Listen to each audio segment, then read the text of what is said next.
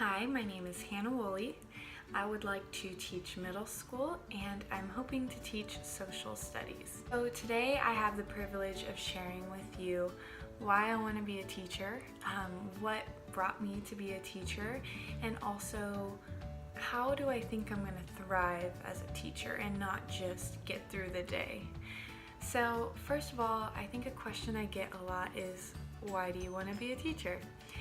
I got that question a lot growing up, especially because teachers don't usually make a lot of money or have to use a lot of their own resources in their classroom, and so people would always be like, why do you want to do that? Are you sure you want to be a teacher? And I just always have wanted to teach.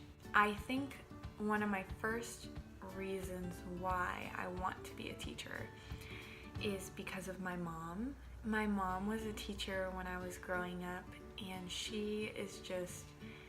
my mom is everything I want to be. She loves people well, and she sees her students well.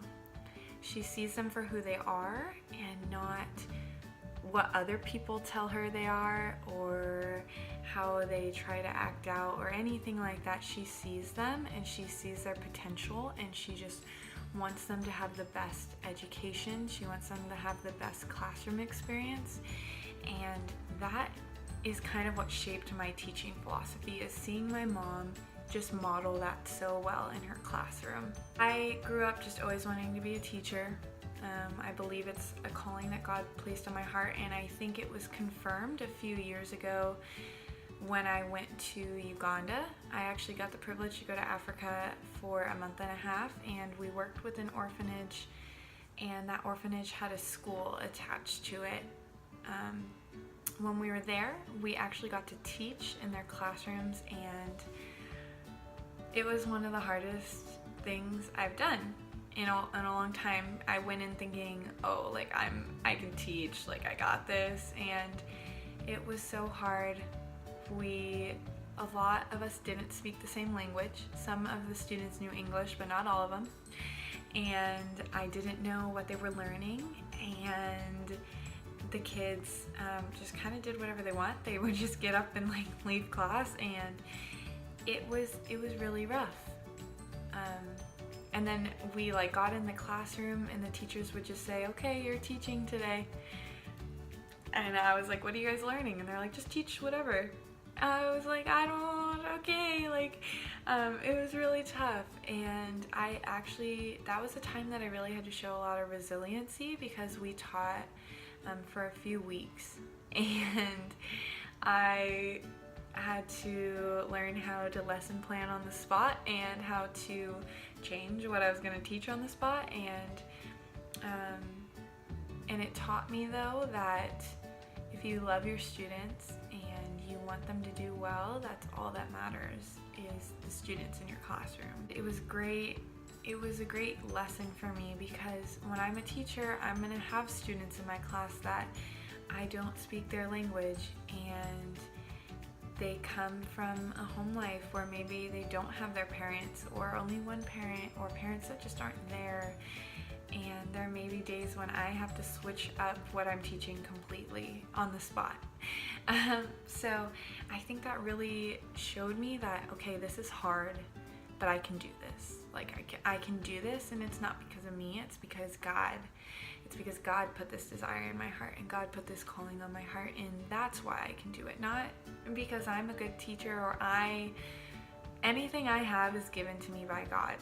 Any ability I have is given to me by God, and that is what is going to lead me into my classroom. I think that me being able to thrive in my classroom one day is going to be because of the strengths that I've been given. Some of my biggest strengths that I believe are going to aid me in the classroom are my positivity, my ability to see people's strengths and encourage them in that, and my joy. Positivity first is a huge one, because it's hard being a teacher, and things are being thrown at us every day, and policies are constantly changing, and every educator is different and every administration is different.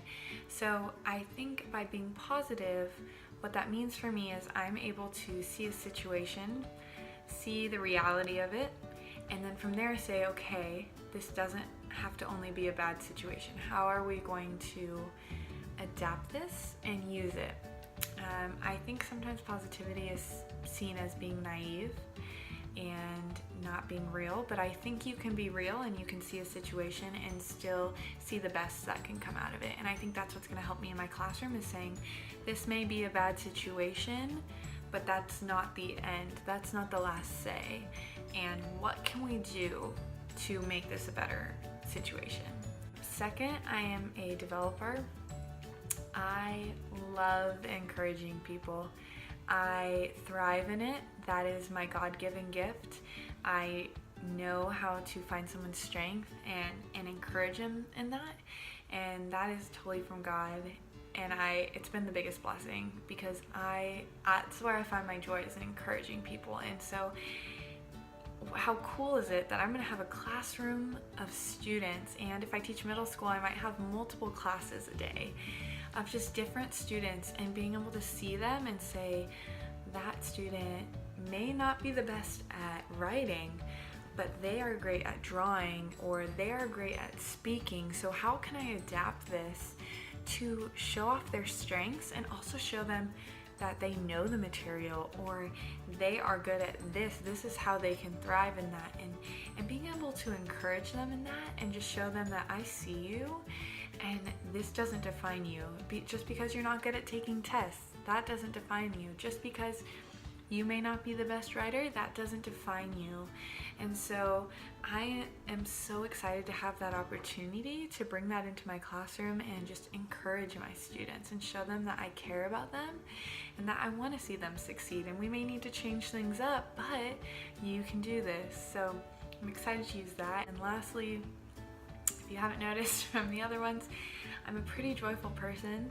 And that's not because of me. I used to not be a joyful person, and then I found the Lord, and He just changed everything for me. And I have a joy that only comes from God, and that's going to help me to thrive in my classroom and not only survive, because my joy is not based on my circumstances. It's not based on what I have or what I don't have. It is based on God and God alone, and God is unchanging. So because God is unchanging, my joy can also be unchanging.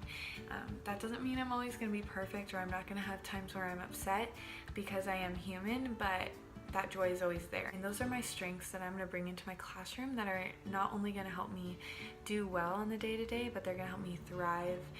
I don't want to just get through the day. I don't want every day to be like, how can I make it to the bell?